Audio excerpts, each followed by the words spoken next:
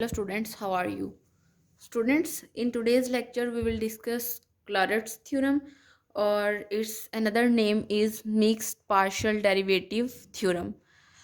Now students, the statement of this theorem is, let me write here, mixed partial derivative theorem. This is the other name of Clairaut's theorem. What this theorem says, students? This theorem says that if you have a function, if f of xy and its partial derivative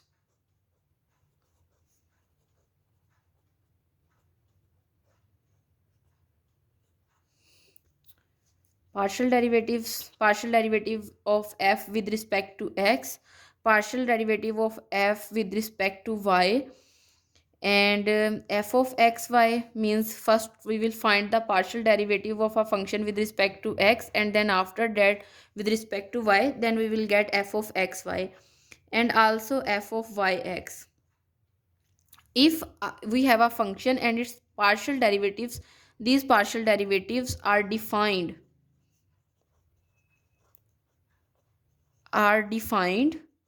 throughout an open region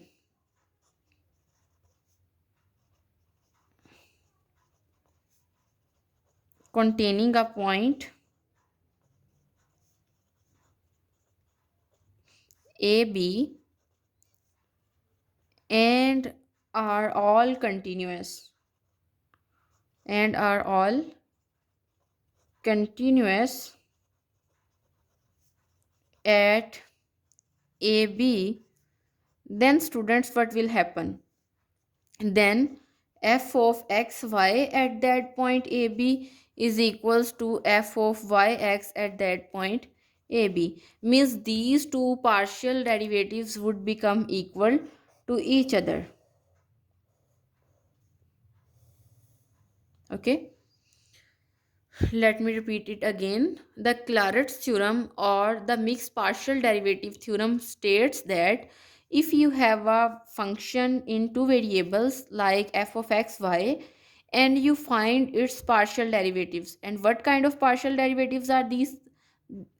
These are f of x, f of y, f of xy, and f of yx. And if these all partial derivatives are defined on an open region that contain a particular point, then and all are continuous, means you should have to define the continuity at that point. If your partial derivatives are not continuous and if at some point there occur a discontinuity, then this theorem would not apply. Okay. Then and continues at AB, then what will happen? Then if you find f of x, means the partial derivative of f with respect to x, and then partial derivative with respect to y of f of x at that particular point where we have defined the continuity and our function is also defined, then this would become equal to f of yx ab. Now students, let us check solve an example and see how this theorem works. The example says that show that g of x z y is equal to g of z x y, where the function g of x y z is defined as x square y cube and minus y square z cube. Now students, here this subscript matters. If here we have xy, then it is equal to yx, it wouldn't be equal to yz. Okay, so you have to be careful by in writing this one. Now students, as we are given a function g of xyz that is in 3D, let us say it is an equation number 1 or it is function 1. Now students, if you can check on the left hand side, means we have to show that g of x z y is equal to g of z x y. Now students, if I find the, first of all we have to find the partial derivative of g with respect to x. Okay, now if I write here g of x, then I can write here partial by partial x into, as this is the function, so I can write here x square y cube minus y square z cube. And if we find its partial derivative, you know y would be treated as a constant, so y cube would remain as it is, but the derivative of x square would be 2x, so I will write here 2x y cube as it is. And as you know, the derivative of a constant is 0, as we are finding our derivative with respect to x, so y and z would be treated as a constant, so I can write here minus 0. Okay, this is basically g of x. But after finding g of x, we have to find g of z. G means the partial derivative of g of x with respect to z.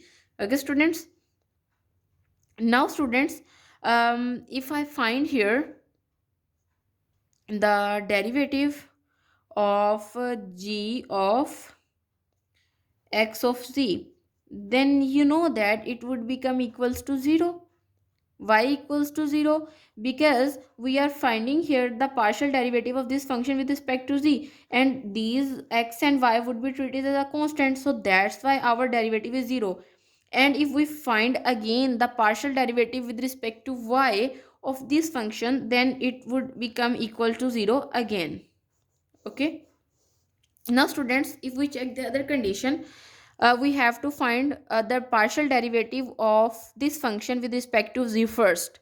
Okay, then I can write here g of z is equal to partial by partial z times x square y cube and y square z cube.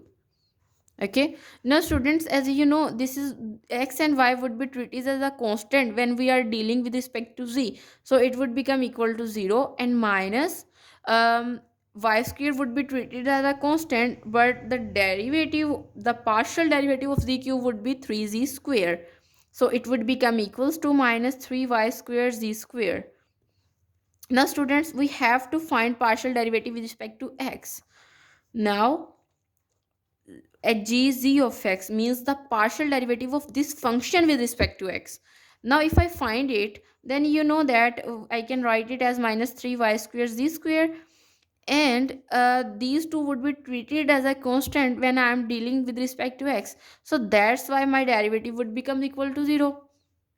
And in the similar way, if I find it again with respect to y, then the derivative of 0 would be 0. So as you can clearly see that these two are equal. Hence this proves the condition of Clairaut's theorem.